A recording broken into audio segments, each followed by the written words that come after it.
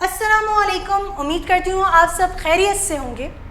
5 जुलाई से कराची में मैट्रिक के सालाना इम्तिहानात का आगाज़ हुआ और पहले ही दिन बद इंतज़ामी अपने उरूज पर थी। मैट्रिक में होने वाला पर्चा यानी कि फ़िज़िक्स का पेपर मोबाइल फ़ोन्स की ज़ीनत बन चुका था और इसके साथ साथ फ़ोटो स्टेट की शॉप्स पर भी मौजूद था। पेपर शुरू होने के 4 मिनट के बाद ये पेपर हर जगह दस्तयाब था, लेकिन सिर्फ इम्तिहानी मरकज़ में ये पेपर मौजूद नहीं था। बद इंतज़ामी की सूरत हाल उस वक्त शदीद हुई जब अबुल अस्फ़हानी रोड पर मौजूद एक निजी स्कूल में ना तो पर्चा पहुंचा और इंतज़ामिया का कहना यह था कि बोर्ड इंतज़ामिया इस बात से लाइल्म रही कि उनका स्कूल इम्तिहानी मरकज़ बना दिया गया है।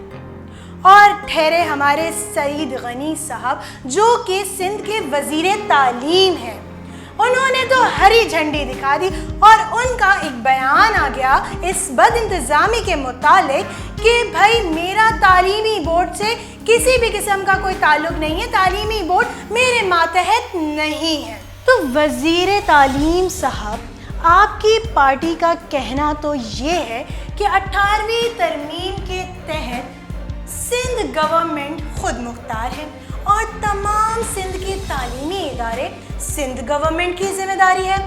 तो हज़रत जनाब सईद गनी साहब, तालीमी बोर्ड भी तो आपकी जिम्मेदारी हुआ ना। सईद गनी साहब, आपका इस करारा जवाब सुनने के बाद हमारा एक मासूमाना सा सवाल करना तो आपसे ज़रूर बनता है कि अगर ये तालीमी बोर्ड आपकी ज़िम्मेदारी नहीं है, आपके मातहत नहीं आता, तो ये आखिर किसकी ज़िम्मेदारी है, किसके मातहत आता है? हमारी अदना सी मालूमात के मुताबिक तालीमी निसाब के तमाम शोबाजात वज़ीर तालीम के मातहत आते हैं। तो ज़रा वज़ीर तालीम साहब, आप ये बताना पसंद करेंगे कि अगर तालीमी बोर्ड आपके मातहत नहीं तो ये किसकी ज़िम्मेदारी है?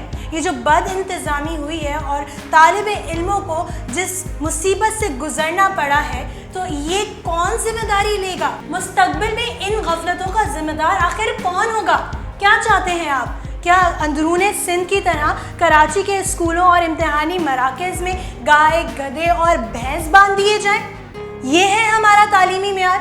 मैं अपने अजीज़ कराची वालों से सिर्फ एक गुजारिश करना चाहूँगी, छोटी सी गुजारिश, कि ज़रा सोचिए, एक वोट की शक्ल में आपके बच्चों का मुस्तक़बिल आपके हाथों में है। जाग कराची, सवाल कर कराची।